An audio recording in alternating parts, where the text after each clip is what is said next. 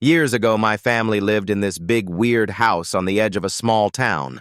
The school district was in the middle of a big restructuring, so even though we were only a couple grades apart, my brother and I went to different schools and took different buses.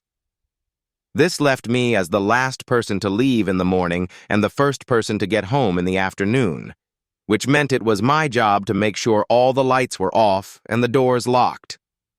One morning I noticed the basement door was open and the light was on, so before I left I turned off the light and closed the door. When I got home that afternoon, the light was on and the door was open again. I just assumed that I'd forgotten to actually take care of it. Next morning, I went over to turn off the light and close the door. When I got to the top of the basement stairs, I looked, and there was a big, shadowy male figure towards the bottom of the staircase. I freaked out, slammed the door, and pushed a bunch of boxes against it, and then went and hid in my closet.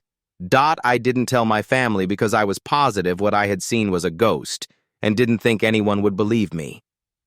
Then, about a month after that incident, my mom and dad realized that small amounts of money had been going missing, totaling around $900, but never more than $60 at once. So we all walked around the house with flashlights trying to figure out how they could have gotten in. Turns out some creep was climbing in through a small hole outside the house, through a crawl space, then comes up into the house through the basement. Then I realized I had been alone in the house with him on at least one occasion was one of the most terrifying moments I've ever had.